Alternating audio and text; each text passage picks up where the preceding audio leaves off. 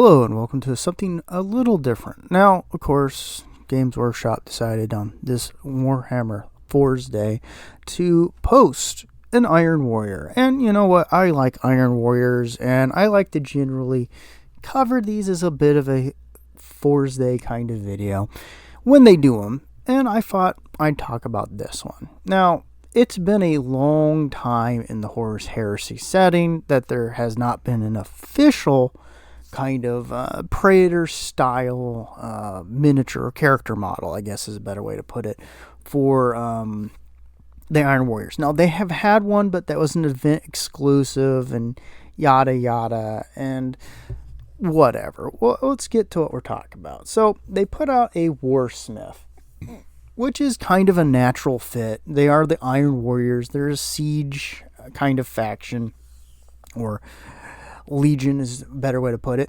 And honestly, I think the model is, from a design perspective, very, very nicely done.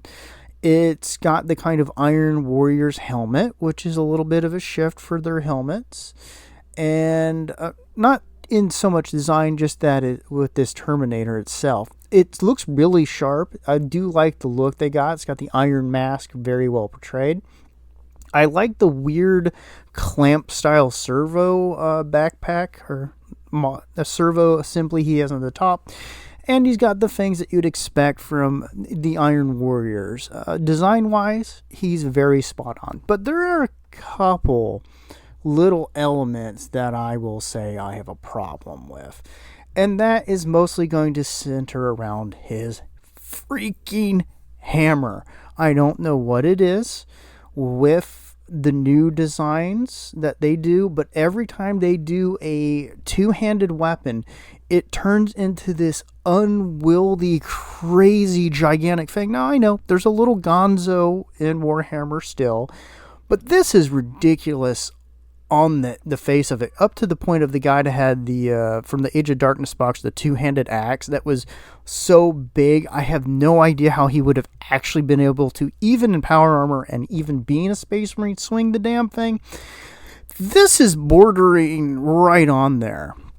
So if I was going to make a design change, I would immediately change the the striking element of the hammer, and I would cut it down by half, if not to a much smaller, slighter degree, because honestly, it's a hammer. The smaller the striking the point, more the force that's transferred to that spot. By making it larger, well, one, you're making it more top heavy and difficult to swing and get the energy, especially if you're swinging it upwards, which you don't really want to do too often. But let's just say you're in combat and you got to make some moves.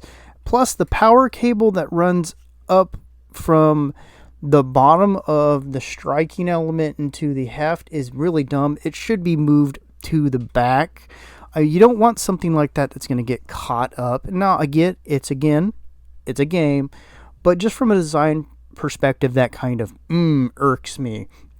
The hammer is just too big. It's too ridiculous. And Iron Warriors are not the faction you do that with.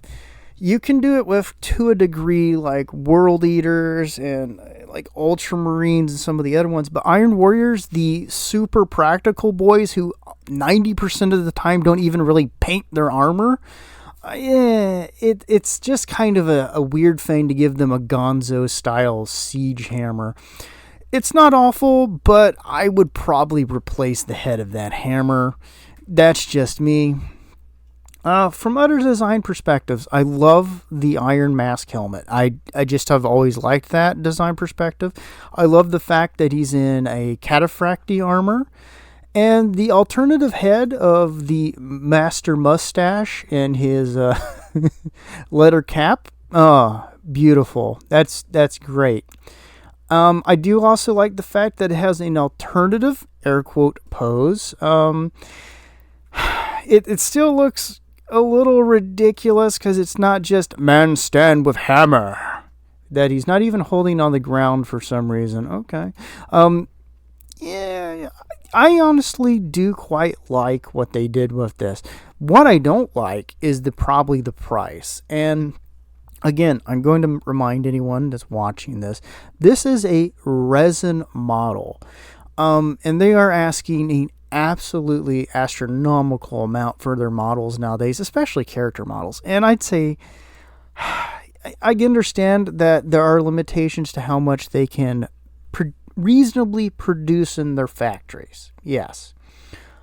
But I wish there was at least a multi-part Predator style kit out for more than just Mark 6 right now, and a couple monopose characters from oh my lord, the Betrayal of Calf and the Burning of Prospero, in the Nether times.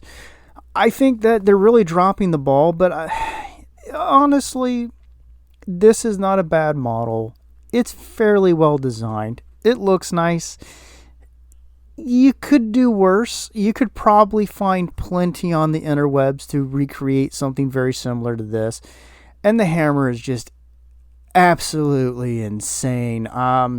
It looks like it could fly off the heft and become its own battleship. I'm just saying, it looks something actually, especially the little circular element in the middle, it actually looks something a little bit more towel than I was expecting.